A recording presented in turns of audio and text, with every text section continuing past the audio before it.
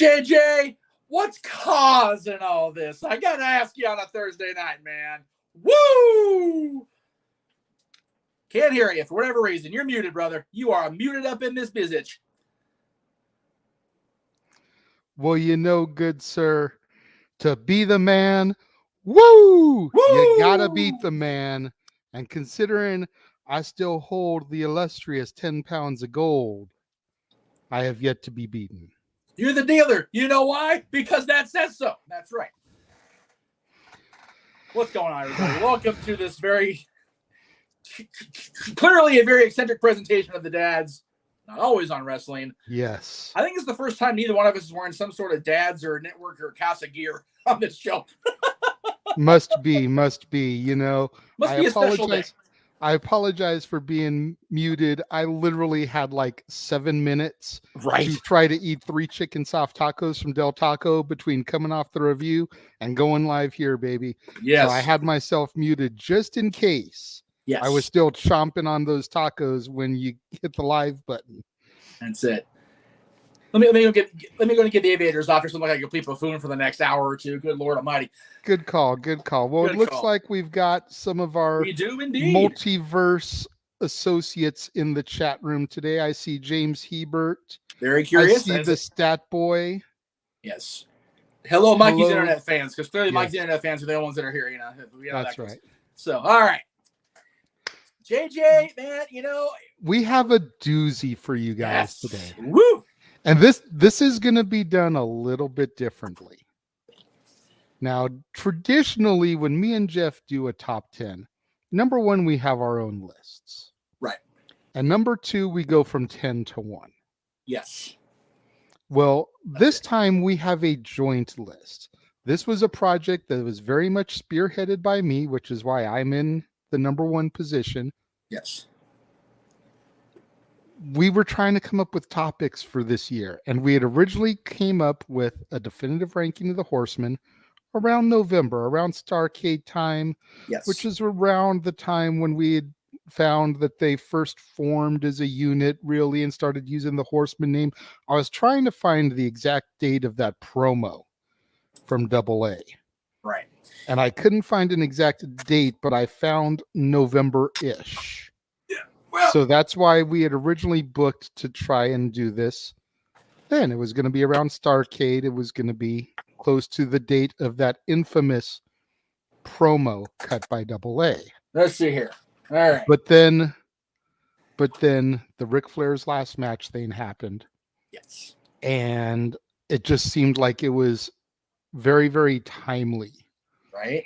To try and do this now with Ric Flair's final match on the horizon this coming Sunday, with the Horseman panel this weekend, with good old JEFF, JARRETT going to be at both SummerSlam Saturday night as guest referee for the Street Profits Usos tag title match. That's but it. Then going to be across the ring from Nate for his final match. So it just seemed like the synergy was perfect to do it this week. There you go. We both made sure we were on the review so we could try to plug and chill and get the people over here. Yes. Give the people what they want, baby. We're going to take them for a ride on Space Mountain. Woo! That's right. And you don't have to go to Disney World to do it today, kids. Or Disneyland. God damn it. We're in California. Hey, you know what? You called it. He's here. I love it. All right. I knew he would be. Time to party. Here we go. I told Jeff that if you were around and up and able in Bali, you would be here tuning in for this definitive ranking. Thank you for making my word come true. Well, I'll tell you what, since Jerry's in Bali and he's getting the sunshine, we got people across. I'm going to put the aviators back on just so I can. Woo, there you go. All right. There you go. At least as we discussed the first incarnation. Yes. Because, again, for those of you just tuning in, we are going to go from number 1, the best incarnation, all the way down to the worst incarnation, because we've been plugging on everything we've talked about this. Yes. Paul Roma, who is arguably the worst Horseman member to ever exist, is not in the worst incarnation of the Horseman. No, nay. Sid Vicious, who tried to stab Arn Anderson backstage. Well, he did stab. He tried to murder him. is not in the worst incarnation of the Horseman. Oh, no. And even the man who will be across the ring from Flair himself this weekend, who, depending on when you ask Arn and Flair, either was or wasn't a Horseman. I mean, there is documented video evidence on Monday Nitro of Arn Anderson declaring him a Horseman. But Jeff Jarrett himself is not in the worst incarnation of the Horseman. No, he's not. So we're going to start with the best. We're going to make our way to the worst because we got to build the suspense. That's right. Now, as I told JJ earlier, not only do we have pictures of the lineups of each of these incarnations, but when it was applicable, and there are a couple that aren't applicable, we have the definitive highlight, at least in this old man's eyes, as far as Horseman fan goes, of arguably their greatest moment. Now, for the first incarnation, actually for the second incarnation, there are actually two different highlights. But let's start off with the first one. The first incarnation, the greatest incarnation of the Horseman that there ever was. Wow. Okay. Either we're misconstrued or that's a botch. No, I told you I was switching them back because, and I had my reason I was going to give you on the air. Okay, so I was unprepared for this, so go ahead. No, take it over. We talked about this. I don't remember, so go ahead. Take it over, sir. So I've been busy lately. I understand that. We all have. It's all good, brother. So it really came down to that and the Hall of Fame group for me and for Jay. And JJ pushed hard for the original foursome, Ole and Arn, Tully and H, and JJ. And it was one of those, I argued for the Hall of Fame group because Hall of Fame group. The Hall of Fame group is who I have for number one. Right, but... So why did you switch and go back to the original? I know we had this conversation, but that's okay. Because you originally argued that you wanted the original group to be the first group, and I argued Hall of Fame, and you conceded to me. But then we talked about it afterwards, and I said I was going to give it out here on the air. But it's okay. It's all good. You know what? Hell with it. We'll call it. I honestly think they're a dead heat. And the only reason I say dead heat is because I feel that as great as the Hall of Fame group was, and the reason they're the Hall of Fame inductees of the Horseman group, the original four were not thought up by somebody's pencil.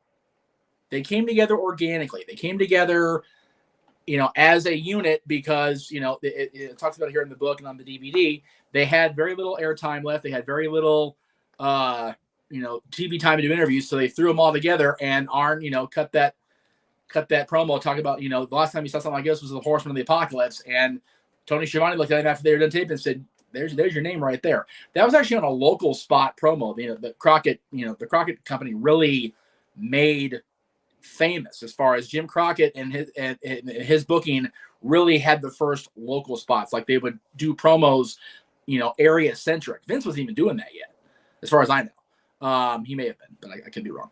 But I felt that group came together so organically and so just because of how awesome they all were individually, and when they came together collectively, it was magic. So that I swear we had this conversation. I'm sorry if you were unprepared for that. So I do apologize. Not prepared whatsoever. Okay. Well now I feel like a dick already here live, and we're only a few minutes in. It's all good. But I honestly, I had to really think about it because as great as the Hall of Fame group was, that was still the company going, okay, well, Ole kind of phased himself out, and the Luger thing didn't work. We'll get to Lex's incarnation later, but let's go with Barry. And while it was corporately or booking wise creative, it still ended up being the greatest, as far as titles go, and as far as presence goes, the Barry Windham era was the best era. But I will again, I do apologize. I swear we had this conversation, so I do apologize. The moment for me for the original group in the Omni. I mean, God, breaking Dusty's leg. How do you? They weren't even a group yet, and that was still the moment. Flair's wrestling Nikita Koloff in a cage, and tells Dusty, don't come down. I don't want your damn help. Because, I mean, Flair was still kind of baby facing in Georgia at the time. And, you know, the Russians came in to help Nikita afterwards. And, you know, Dusty, you know, went against their judgment, came in there and cleared the house. And Flair, you know, sent, you know, you got the video so in my mind to this day, you know, sitting there pointing up at him like, well, I told you not to come down. And the Andersons come down and they just guzzle Dusty, just tear him apart. And they lay him out on the mat there in the middle of the Omni. And Flair comes off and just shatters Dusty's leg, completely destroys it. They have to carry Dusty out of the Omni, but they got to get the Horsemen out of the freaking cage alive first. Full-scale riot in the Omni. 500 people going, you're not leaving this ring alive. It was scary to watch back. I wasn't a fan at this point, but even watching it back on tape years later, some scary shit. So that's my moment for the original Horsemen. Now that I've completely JJ's, you know, mojo up here. JJ, talk about the Hall of Famers. So what I thought the number one was the Hall of Fame induction Horseman. Yeah. I mean, you got J.J. Dillon there, the manager of champions, if you will. Arn and Tully, Barry and Rick. Yes. You know, like Jeff said, there's a reason this group was the Hall of Fame group. I'm sure a little bit of it was the politics with Ole, but you just look at this, and this is greatness personified. Oh, yeah. Which is why I thought it was number one. But again, it is what it is, baby. That's it. And I will say, as great as this group is, can we possibly get a better photographer so I don't have to crop it and make it YouTube friendly? And JJ's almost out of the picture. Can we do that better next time, kids? Thanks. However, unfortunately, that's one of the best pictures that group took, but it was lenticular, not widescreen. So, which is why I have two highlights for them. Okay. Because number one, of course, Barry in Jacksonville, man, just beating the tar out of Lex, costing himself the tag titles in the process, but realizing that what J.J. Dillon and Flair were spitting at him for the better part of 4 months, finally got in that Texas head of his, and he dropped Luger like a bad habit and walked out, and there you see it there, flashing the camera with J.J. just right there, literally at his shoulder.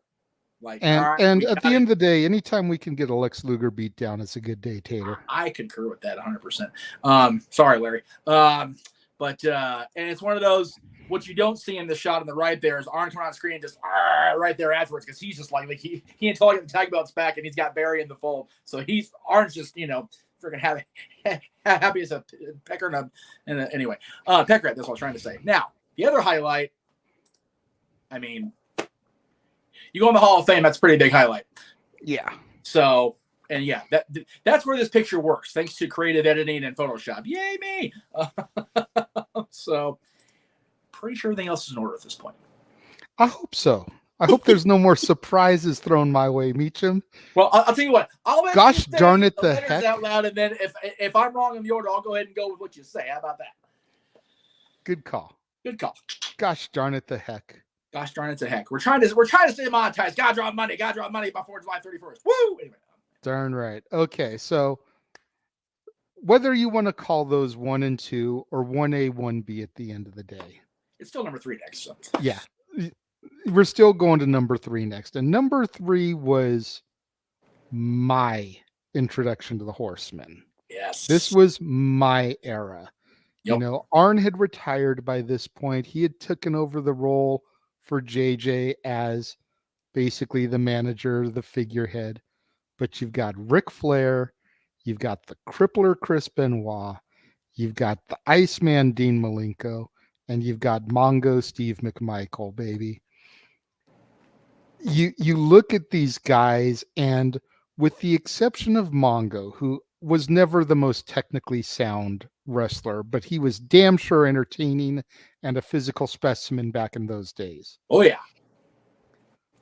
But Benoit, Flair, and Malenko. Yes. Like that, almost as good as Flair, Arn, Tully, and Barry, in my opinion. Yep. And when you figure that by the time we got to the highlight for them, there were only 3 active in the ring anyway. Yeah. And they all walked out of Uncensored as world champions. Damn right. I mean, the only reason I put the Oli original incarnation above this is because Oli is a forefather. Well, right, of course. But it for me on a personal level, right, this incarnation could very easily be number 2. Oh yeah. Yep. But I had to try to be, as we always discuss on Dads, subjective and not just try to think about me and my personal feelings. I had to look at the overall Horseman group and what they accomplished. Yes. And honestly, cranking out this list was so easy for me. Oh yeah. Like as soon as I looked at the different versions, I was like, okay, this is the best, this is the worst. Now let's just try to fill in the blanks here. Yep. So, 2 through 9 is really about personal taste. But the fact that the professor over here co-signed, except for changing and not telling me, it's going to be a running gag. God damn it. I get to go to his house tomorrow. Yay. That's right. We'll see how many times this gets brought up during the Flair match thing. But anyways. Please don't ruin that. Ruin SummerSlam. Don't ruin that show for me. Jesus. Number 4. Yes. Ironically enough. Right. Is the incarnation that introduced the Crippler to the Horsemen. Yes. Flair, Anderson, Benoit, and Pillman. Yeah, buddy. Just before, or he was kind of just starting, or just before he really started working the loose cannon gimmick and worked Bischoff into a shoot to get his release so he could go to ECW and then come to WWF. But yep. This group right here of the Horsemen had so much potential that because of what Pillman ended up doing with Bischoff, I don't feel got to live up to the potential. Oh. But you look at those 4 guys standing there, and it's still better than Sid. It's still better than Jarrett. It's still better than Roma. It's like not a hard road to hoe to beat those 3 yahoos, but still, okay, so I don't have the actual individual match traffic. I was going to try to bring it up and make it all synergy. Pillman's group had such potential that the group representing the Horsemen Sunday night is Arn's son and Brian's son against the Rock and Roll Express representatives. That kind of says everything you need to say right there. Yeah, legit. I mean, I don't know if Tully has any sons in the business. I mean, Tessa's there, obviously. I still know if she's going to be welcome anywhere for a while, as long as they got the stank on her for whatever reason. But yeah, Brian Pillman Jr. is active in the business, so and he's an AEW regular. But I agree with you when you said off camera the other day. It's like, dude, we need to get Brock and Brian together on AEW. The hell with what's his face? Just drop him like a Bad Habit Horseman style. Seriously. And then have him and Tully, have Arn and Tully kind of managing them. Well, Tully's not with the company anymore. But Arn can. And you know what? Arn owns all this shit. Use the Horseman music. Seriously. There you go. That is, and by the way, thank you to whoever did the 8-bit rendering. You're my bestest friend.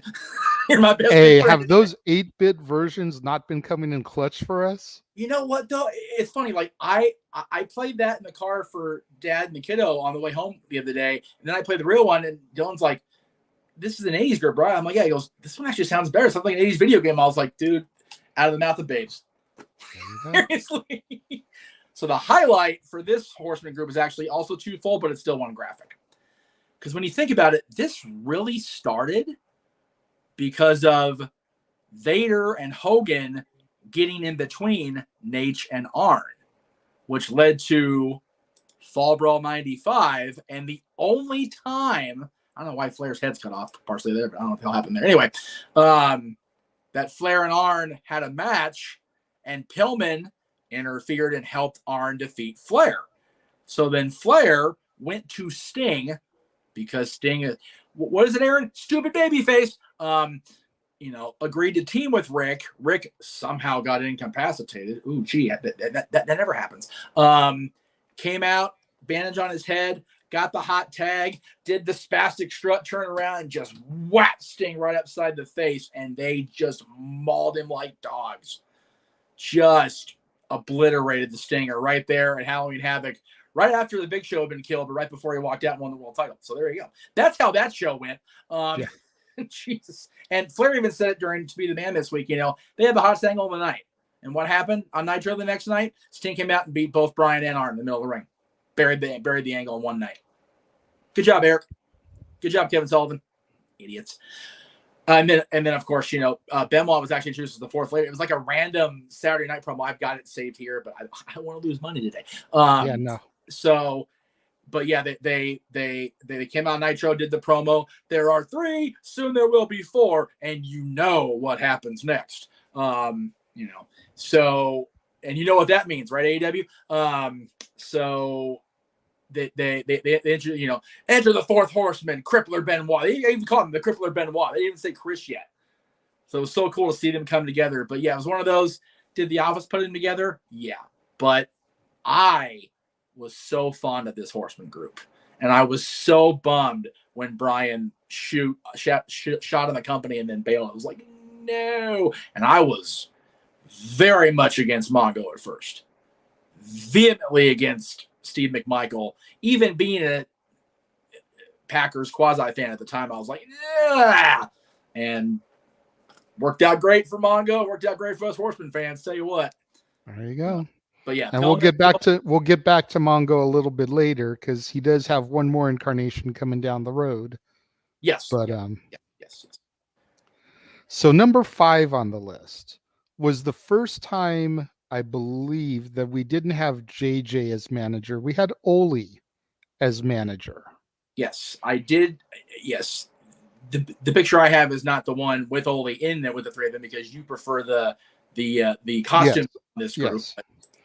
But you've got Flair, you've got Arn, you've got Wyndham, and you've got Sid. So Sid's top 5, y'all. Yeah, Sid's incarnation is top 5 of the Horsemen. The man who tried to kill Arn, right, is top 5. Bunker Brother tried to murder another Horseman, and he's in the top 5. We're gonna get hate tweets. We are, but again, if you look at them at that moment, oh yeah, like there was no stopping those guys. Nope. Even as Arn was starting to get up there in years, like you could kind of see that Sid was maybe going to become that enforcer role for them. Yep. So that maybe Arn and Barry could do something together, but it was just a interesting time. Definitely Office put together. Yeah. Definitely designed to help get Sid over. Oh yeah, absolutely. But it worked. Yep. It worked. This is one of those where actually this is the incarnation. Well, actually, the singer technically was, but we'll go ahead and staying redacted here for a minute. Had Tully not, blown a little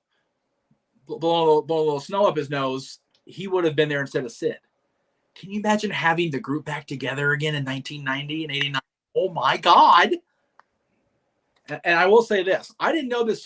By the way, Dick Bourne wrote this book about the Horsemen. So good. So detailed. I can't recommend it enough. It's over at mid-atlanticgateway.com. I'm doing a completely free plug. Not even a cheap plug, a free plug. So you're welcome, Dick. I love the book. Arn and Ole wrestled Rick and Scott Steiner at Wrestle War in February, the show that Sting was supposed to wrestle for the world title against Nate. And it turns out he injured his neck on this show, and that was the neck injury that 6 years later had him on the operating table. So even going back 6 years prior to everything that happened with Sid, everything that happened, with not being with Rick and having the match he had with Rick at the tail end of what was going to ultimately be the tail end of his career. 1990, he said, and again, of course, it's the Steiners because why not? The stiffest dudes on the planet. But yeah, he was in legit chronic pain off and on for 6 years before he finally said, okay, enough. Double tough, mucker further. Double A, baby. Yeah, there you go.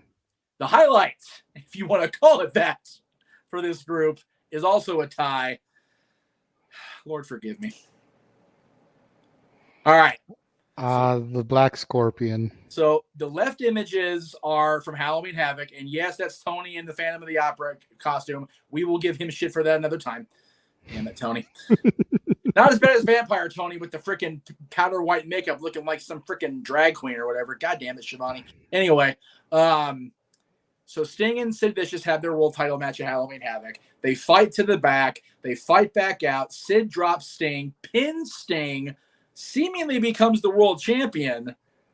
And then all of a sudden, here comes Sting out of the back, with his arms kind of half loosely tied up, like he'd been, bound and, restrained back there. Turns out Sid pinned Barry Windham, which is why Barry ended up with a short haircut for a good chunk of the rest of his career.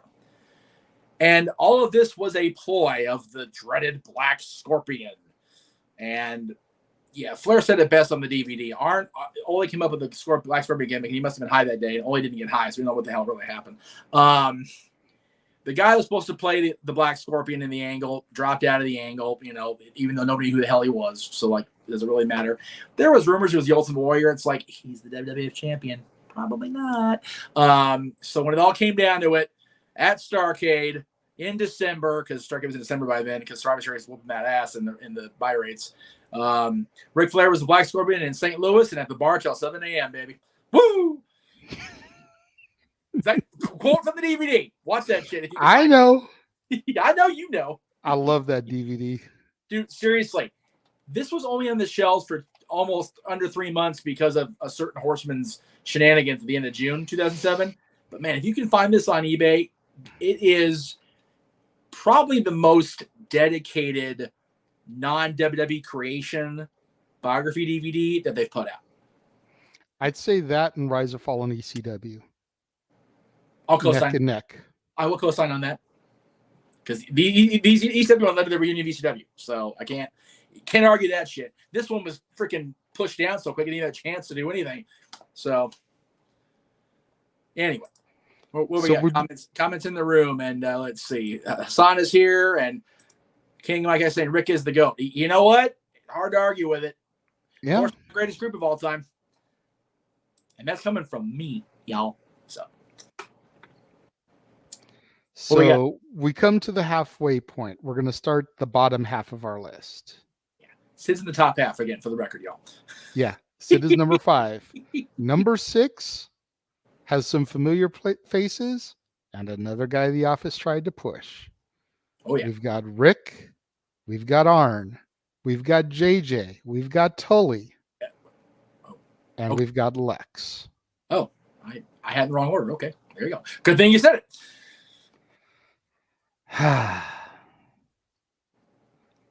Another one like Lex, physique wise, Lex fit. Yeah. Every other possible Horseman box that you could check, Lex did not fit. No. Nope. Selfish, about himself. Didn't even like the business. Didn't want to be in wrestling. Wanted to be a football star, and it didn't work out for him.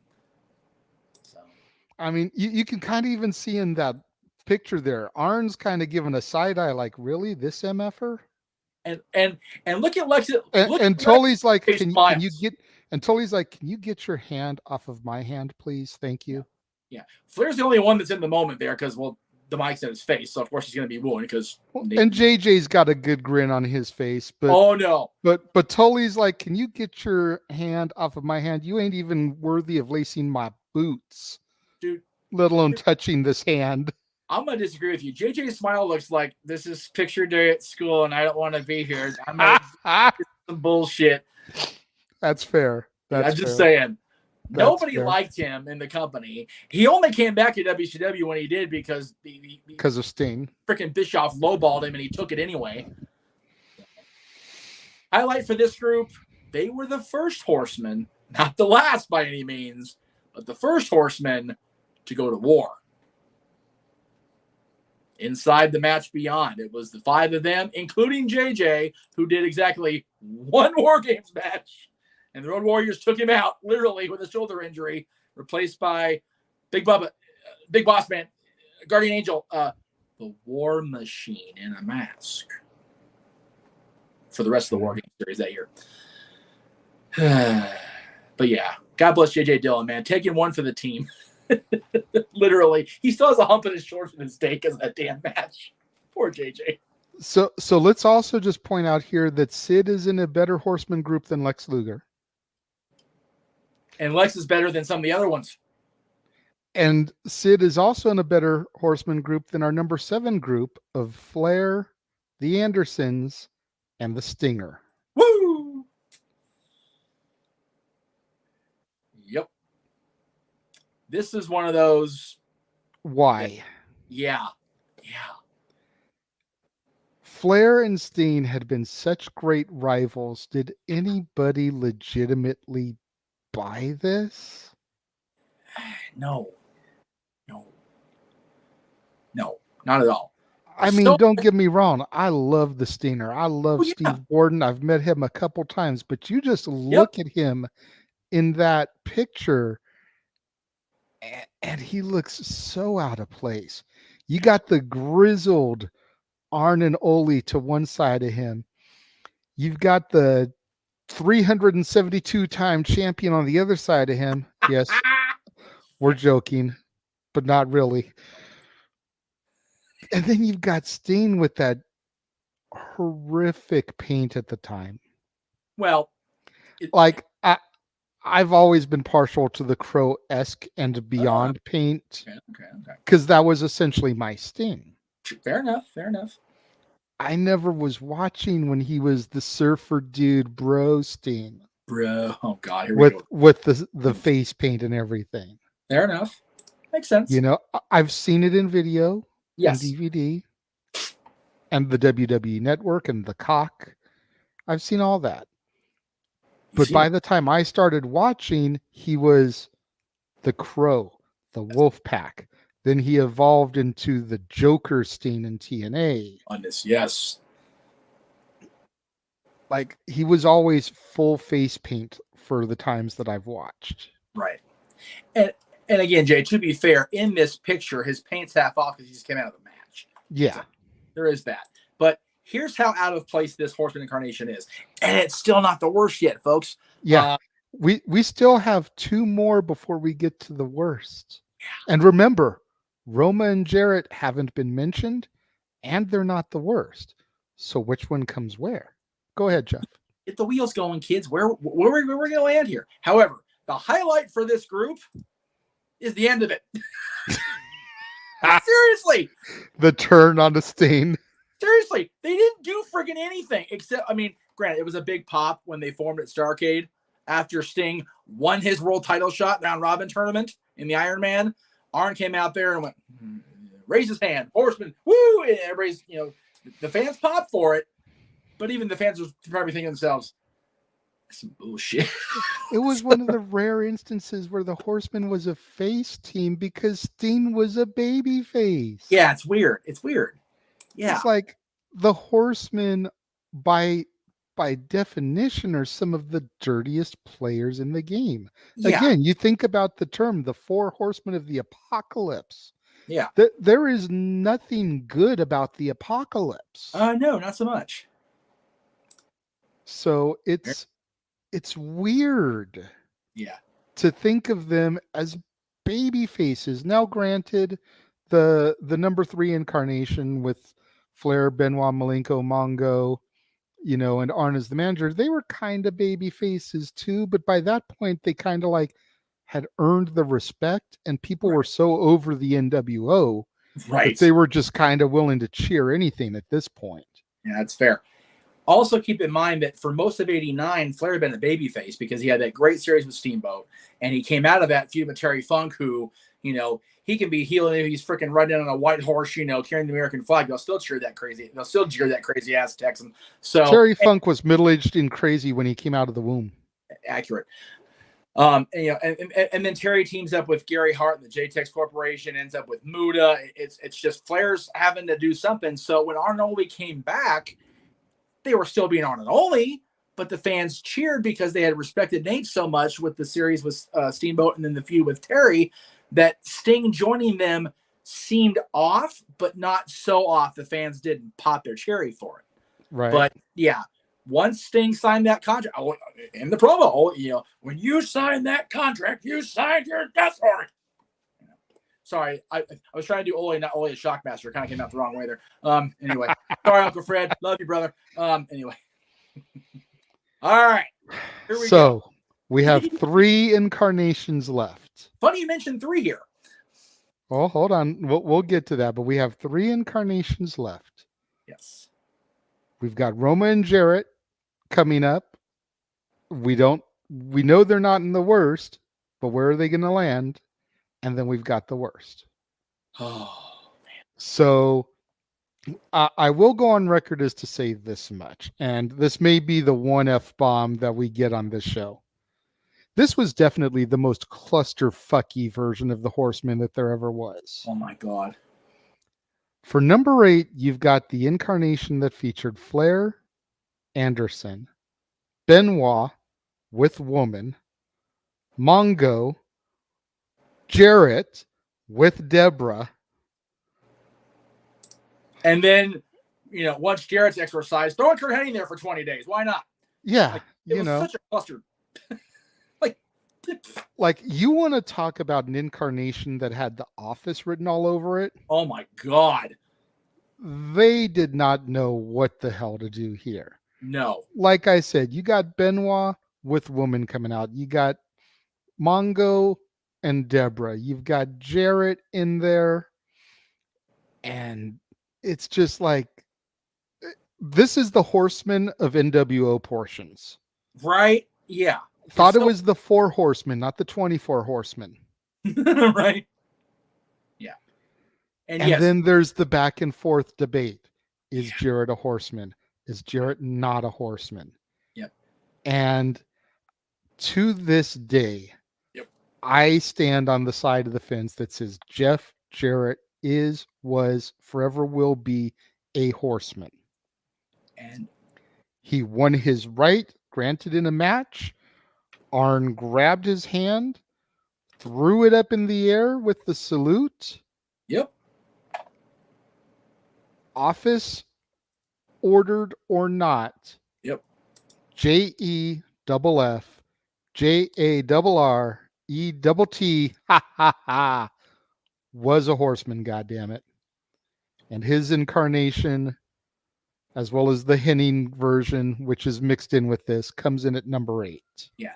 And that's why I picked the picture of Jarrett in the group at the top, because that is the scene on Nitro that that Arn puts Jarrett's hand in Mongo's and throws that 4 up. So whether I like it or not, and I don't, I'm gonna like it even less after Sunday, I'm sure. Jarrett, you and your damn wife, your podcast sucked this week, Jeff. By the way, it just sucked a big horse dick. Okay, you know what? Get Connie's balls out of your mouth, Meech. Like, for real. No. Cut the shit, Meechum. No, because it wasn't even Conrad doing it. Conrad can't even stay on the side of his stupid face right now. They had Paul do it, and Paul came off so bad, too. He came off like a complete dipshit. So it was just, you had Jarrett, you had freaking Karen, you had Jerry, Jerry was relevant. The last time Jerry was relevant, Jerry Williams still lived in California. Okay, just throwing that out there. Damn. I've said what I said. Love you, Pop. Good grief. And just coming in there in his seat in Tennessee I was relevant back in 1902. Shut the hell up, all of you. God, I so wish Karen was a gimmick now, because it makes so much sense. She's such an obnoxious person. Anyway, go ahead. So that takes care of Jarrett. Which means if Roma's not the worst version, yes, he's the next to worst version. At number 9, yes, it's the Flair, Arn Ole, and Paul Roma version. Only for one night, anyway. Yeah. Literally this moment. And yeah. The job guy from the WWF. one of Hunter's greatest quotes that should live on for that should be his thing in the Hall of Fame. When he gets his section by himself, he gets a plaque. Triple H, 60-time world champion, the job guy from WWE. That should be in there, damn. I'm gonna push that. When he gets his Hall of Fame induction, they need to make sure they show that clip in there. That's right. That's right. I'll show it on the watch along when we do it. I don't give a shit. I know you will. But yeah, I mean, look at this mess. Look at this mess, JJ. JJ isn't even involved here. He knew to get away. He was still in New York working for Vince, probably watching Slamboree going, what the hell has happened to my team? Why did Tully have to not get in trouble? Why? Now, the one thing I will say for Roma, okay, this is the one little bit of defense I'm going to throw his way. And this is only off of the few matches I've seen of him. Right. He was a decent worker. Yeah, he was. Absolutely. So from a work rate style, yep, he definitely would have fit in with the Horsemen. Yes. But again, much like Luger, every other box left unchecked. He didn't have the charisma. He didn't have the promo. Nope. Okay, he had the look because he was a good gym rat. He was in there climbing and banging like Arn was and Flair was, you know. So there's one more box that gets checked for Roma. All right, fair enough. But nothing else works for him when you're looking at the roster of Horsemen and you look at Flair, Anderson, Wyndham, Benoit, Malenko, even Jarrett. Even Sid. ... Roma? Question mark? You can find and yes, I more or less jacked that from I more or less jacked that from that DVD also, but it's accurate. It's 100% accurate. I mean, it's like looking at the NWO. Hogan, Hall, Nash, ... Vincent? Hey. Conrad booked Virgil for Starcast, so there is some power there apparently. They want to make sure they have someone that no one wants to go to, so they can go to all the other people. Oh, I thought they just hired him to do cleanup afterwards. Yeah, maybe. DBS is out there. He's got to have something to do. Anyway, he'll be out there in his sleeveless suit vest. Soul Train Jones, do you think, Virgil? Woo! You suck. Anyway, all right. So you're actually booked Sunday. So here we go, ladies and gentlemen. We have gotten 9 down. We are at the worst incarnation of the Horsemen that there was. And while they did go by a different name, they were referenced as the Horsemen for a couple weeks there. Yes. And it's the version that became the Yamasaki Corporation. Flair, Barry, Kendall for about a week, and Hiro Matsuda. And JJ before he realized that I need to get the hell out of here and went to WWF. Flair even says on the DVD he's got nothing but respect for Matsuda. Yes. But the man could not give a promo. No. And you've got a manager in there. Granted, Flair and Wyndham don't need a spokesperson. No. But JJ could talk. Yeah. Hiro couldn't cut a promo. No. Sad. It's pathetic. And you've got him in there managing the most prestigious faction in professional wrestling / sports entertainment history. Without the Horsemen, there's no NWO. There's no D-Generation X. There's no Nation of Domination. There's no Evolution. There's no Immortal. There's no Elite. There's no Bullet Club without the Horsemen. There's not. You're absolutely right. Kendall Wyndham coming in is the equivalent of Horace Hogan. Damn. At the end of the day. Yeah, family-wise, you're not wrong. And then Hiro Matsuda.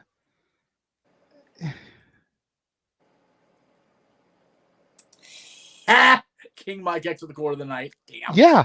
I just see Rick and some random guys. At least one of them is Barry Windham there, King Mike X. Like, put some stank on Barry Windham's face there, throwing the 4 up in front of his little brother, with the title belt around his waist in the other 2 pictures. I don't see Flair with a strap in either of those. He wasn't champion around that time. Nope. At least Windham had some gold around his waist.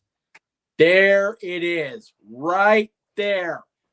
Perfect example of why they're at the bottom of the food chain. Because seriously, even Aaron, half hour ago, was going, who the hell could it be if it's not Roma, Sid, or Jarrett? Nobody remembers this because of how bad it was. And that's why we used that hook to reel people into this. I don't know how many people we've got watching this. I don't know how many people will get watching it on demand later in the day. You figure it's almost 10:30 Eastern time right now. It might be a little bit late. People still got work tomorrow. But yeah, it's like the Yamasaki Corporation. And at the end of the day, I feel like it had potential. Yeah. Because what they were trying to do was so there and now with what was going on in corporate America with the mergers and everything. Yep. And essentially what would become the demise of WCW. Right. If we want to play a little Nostradamus here. Yeah. But the merger element of it had some serious potential. Yep. But you needed a manager that could talk, especially in JJ's absence. Yep. Like, I mean, there's so many managers that they could have pulled from. Yep. Paulie was there at that point. But to get a guy that couldn't do a promo. No. I don't know what they were going with because Mr. Matsuda, of course, people that know their history, trained Hogan among many others, and actually was an associate of the Horsemen, just a couple years prior, helping them out of a spot. He actually trained. I think the story was he trained Luger for his U.S. title defense against Dusty at Starrcade, which ultimately cost Luger the title thanks to JJ's poor planning, which planted those babyface seeds for Lex. So Matsuda had history with the Horsemen, but yeah, not as the mouthpiece. That was insanely stupid. And again, Flair will talk about it until the day they put that poor old bastard in the ground. Jim Herd, not knowing what he's doing, having that pencil in his hand, just mucking shit up. Yeah. And again, I watched the interview with Conrad and Jim Herd. I've at least loosened up on Jim Herd. I don't think Nate will ever loosen up on Jim Herd. But again, much like Vince Russo, much like Eric, Jim Herd was handed the freshly green plate of chicken shit because they just bought the damn company. And rather than keep the Crockett's in place, Jack Petrick, who was in charge of the division, hired his buddy Jim Herd. And, Jim Herd had to do what he knew. Sorry, Rick, that's not Jim Herd's fault. No. That's Ted Turner. That's Turner Broadcasting's fault. If they had so little faith in it wasn't, again, here I go on my Crockett soapbox here. It wasn't Jim Crockett's booking. It wasn't Dusty Rhodes' book. No, maybe some of Dusty's booking. Let me not totally kiss Dusty's ass like Nation in 2001. But it was money that drove the Crockett's to sell the Ted Turner. And the fact that they didn't have any money. If they didn't be able to keep the Crockett's in booking, I think they would have been okay. If the Crockett's were in charge of booking and somebody else was in charge of finances and not going anywhere past St. Louis, they'd have been okay. But again, we sit here in 2022 having the one last hurrah for this company and one last ride for these guys the day before. So there it is, kids. Didn't think we pulled Kel William out of our ass, did you? Or Hiro Matsuda. Or Hiro Matsuda, yeah. And honorable mentions, by the way, they were going to put Michael Hayes as part of the Yamasaki group. And then the creative had him turn on Barry instead and take the title from him. Or no, I'm sorry, turn on Lex. Yeah. Michael Hayes was going to be with Lex and ended up loosely managed by Hiro. But by that point, Flair was on his babyface way and and Barry was leaving because he saw the right, his contract came up and he wasn't factored in. So he's like, okay, I'm going to WWE too. So yeah, you figure at one point in '89, before Arn and Ole before Arn returned and Ole came back and Tully didn't get to go home, you had Arn, Tully, JJ, and Barry in the WWE at the same time. Can you imagine if that '88 scenario had played out and Flair actually showed up at SummerSlam instead of Hacksaw Jim Duggan on the Brother Love show? Wow. Money. And, Flair said at the very beginning of this DVD, and I've kind of had a little twinge in my neck when I've heard it until very recently, but it's hard to argue with his statement that if they did it in the WWF, Hogan would have been the opening match. It's accurate. I mean, is it 100% given Vince's affinity for the people he created versus the people he brings in? Probably not. But if they'd started in the WWF, yeah, Hogan would have been mid-card at best. When you look at guys like DiBiase, when you look at guys like Savage, when you look at guys like that, like the Hearts, yep, like the Bulldogs, who had that work rate, yep, Sean and Marty, it very well could have been a whole different landscape. Yep. I think if Flair had crossed over and with the other Horsemen eventually coming over there, I think Crockett would have been dead, DEAD, long before they even sold to Ted. There would have been a company to sell to turn to broadcast at that point. I mean, really. So, under an hour for the actual rankings. I'm impressed. Now we've got the shills. Yes.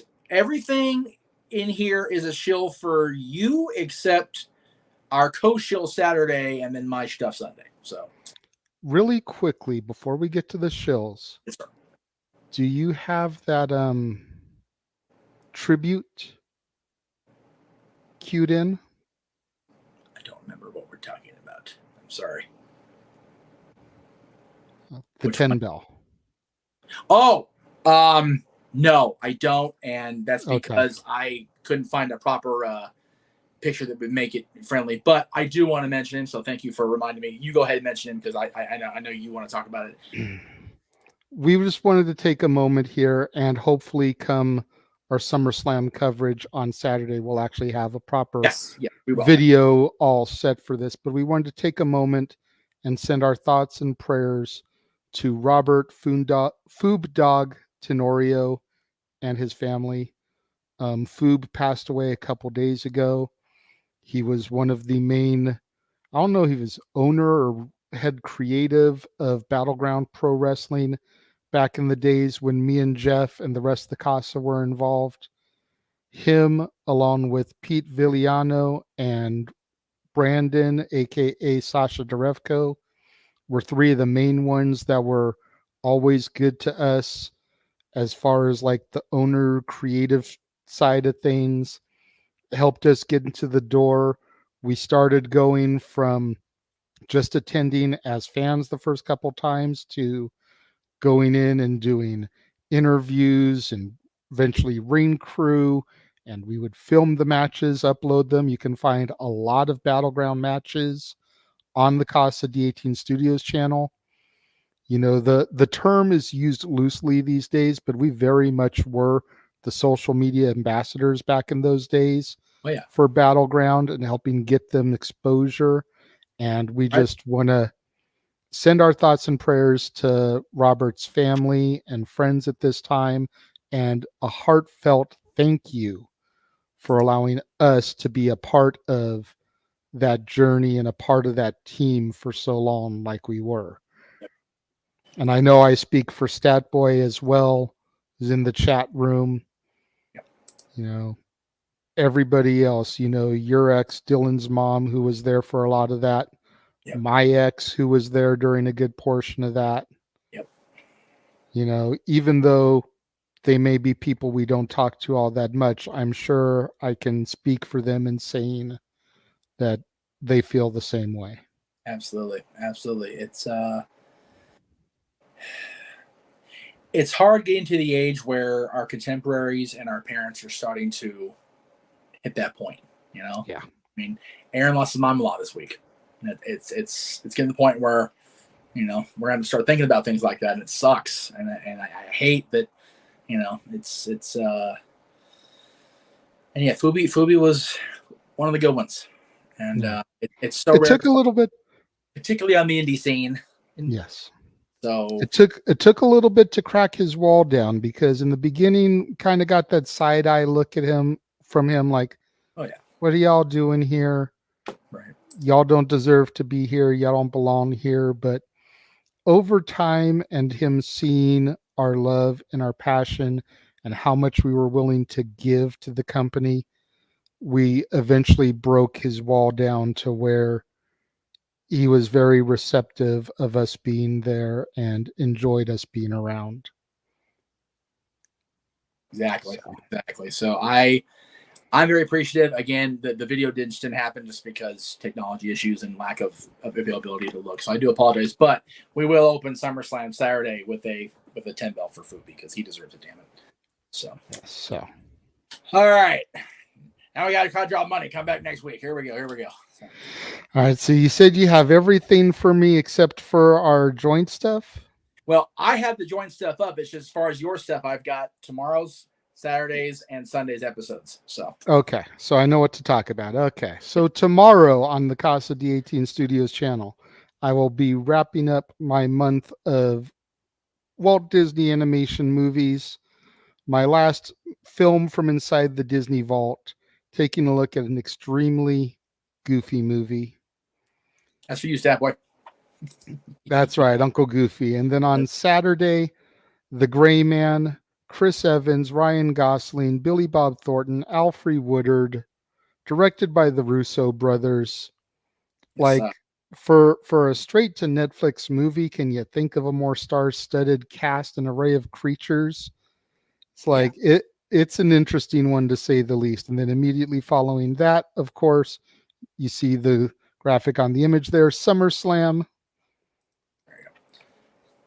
You can go ahead and take that one, Jeff, since it's your main thing. Oh, okay. Yeah, we're covering SummerSlam. You know, James Hebert's talking about this is going to be his last pre-live event for a while, at least till Rumble, with the exodus of the man of the leader of McMahonism, and it's shaping up to be a decent card. I won't say it's a great SummerSlam on paper, but it's looking decent. Still looking forward to Sunday much more. Let me not even front, but it'll be fun. You're calling your first big four of the five events, so I'm excited for you. I know you and Noah are going to be on that call primarily, so that's going to be.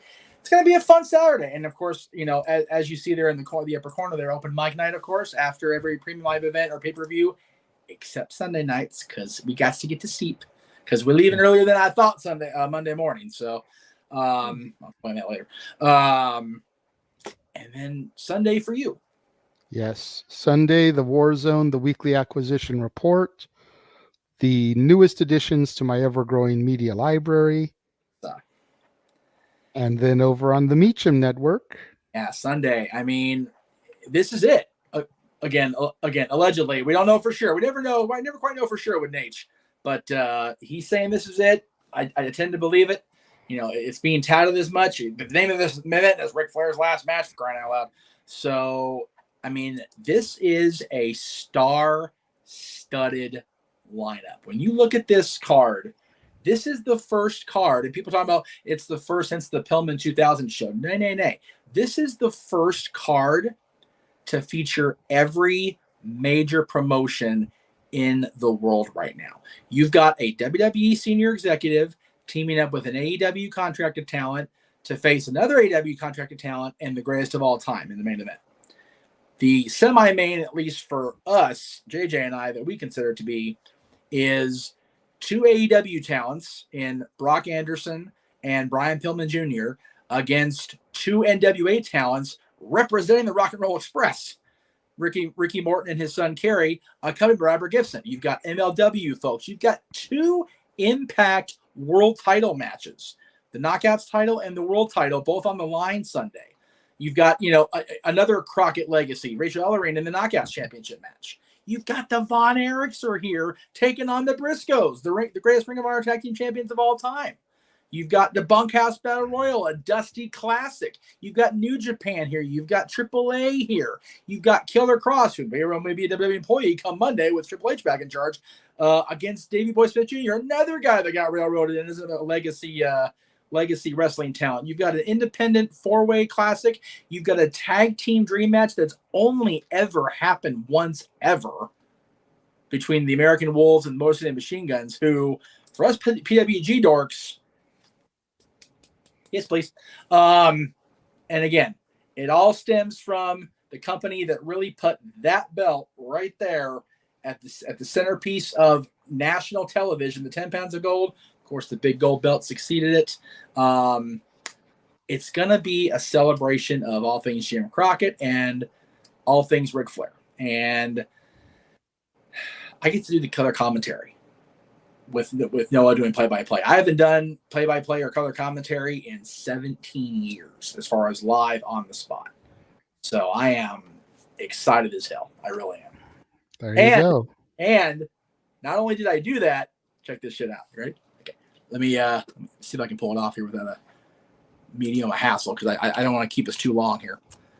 But I have been watching the Conrad presentations for a while now. I've been kind of doing my, trying to do my best to keep up with stuff and, figure out how to make things work, right?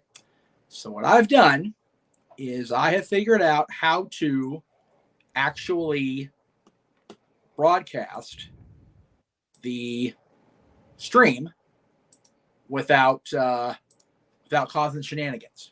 Check this shit out. Anyway, while I load that up, yeah, it's JJ. I know you came into fandom in the at a point in history where the Horsemen and Ric Flair. Ric Flair still was very prominent for many years after that, but the Horsemen were very much, as you said, the Mongo era, the Dean Malenko era. They were on their way out. They really were.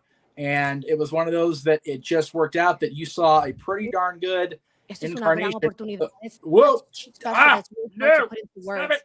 And all we can say is in trouble. Yeah. Okay. Anyway, it's one of those deals that it worked out that you got to see a great incarnation of the Horsemen. So, but yeah, that's how I'm doing it. There you go. There you go. So you'll see the Flair stuff.